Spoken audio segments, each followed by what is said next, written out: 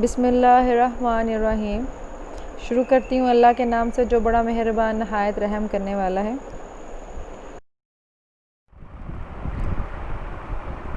Divisional public school and college Faisalabad.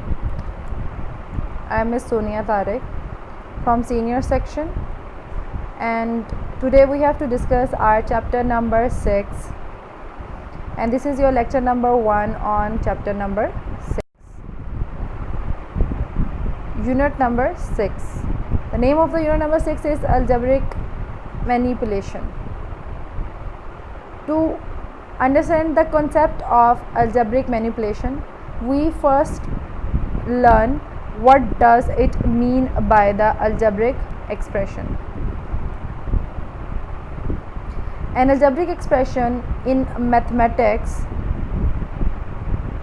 is an expression which is made up of variable and constants along with the algebraic operation addition, subtraction, etc. An algebraic expression in mathematics, mathematics में जो algebraic expression है is an expression which is made up of variables, जो कि variable से मिला होता है, and the constant से along with the algebraic operation addition and subtraction etc. और उनके साथ जो operations यूज़ होते हैं algebraic वो operation addition और subtraction के हैं. Expressions are made up of terms. expression किससे मिलकर बने होते हैं? terms से. फॉर एग्ज़ाम्पल टर्म्स कौन कौन सी हैं हमारे पास?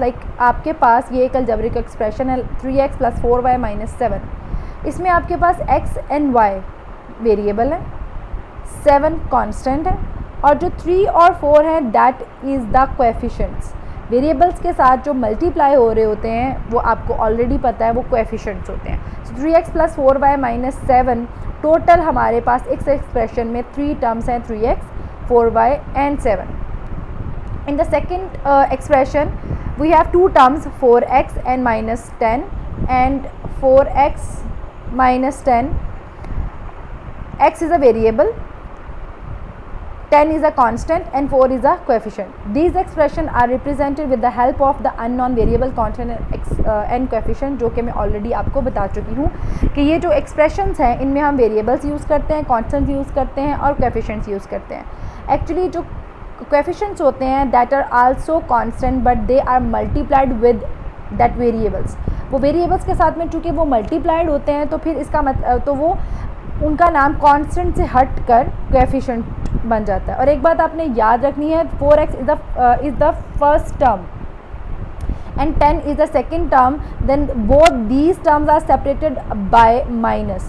यानी ये दो टर्म्स हैं जिनको हम लोगों ने सेपरेटली रखा हुआ था, सेपरेटेड है, लेकिन जब हम इन्हें ज्वाइन करते हैं तो किस साइन के साथ ज्वाइन करते हैं? माइनस के साथ. यानी कि अगर हम 4x को रख दें तो ये हमारी एक सेपरेट टर्म है, 10 कर देंगे हमारी एक सेपरेट टर्म है, और जब हम इन्हें ज्वाइन करेंगे तो माइनस का ज्वाइन करेंगे और ये हमारा एक अलजेब्रिक एक्सप्रेशन बन जाएगा. सो अलजेब्रिक एक्सप्रेशन का कॉन्सेप्ट पढ़ना क्यों ज़रूरी था? क्योंकि चूँकि हम लोगों ने चैप्टर नंबर 6 करना है जिसमें हम लोगों ने अलजेब्रिक मैनिपुलेशन करनी है. अब जो मैनिपुलेशन में है वो आपने क्या करना होता है ये हम नेक्स्ट डिस्कस करते हैं. Algebraic manipulation. Algebraic manipulation it is refer as manipulation, simplification, algebraic expression often into a simpler form or a form which is more easily handled and dealt with. It refers as a manipulation, यानी ये एक manipulation है या फिर simplification. In other words, this is a calculations या simplification जो कि आप करते हो किसकी? इस तरह के algebraic expression की to find out the simpler form of that algebraic expression. algebraic expression का आप simpler form find out करने के लिए आप यूज़ करते हो अलजेब्रिक मैनिपुलेशन. तो पूरे चैप्टर नंबर 6 में हमने करना क्या है? अलजेब्रिक मैनिपुलेशन करनी है.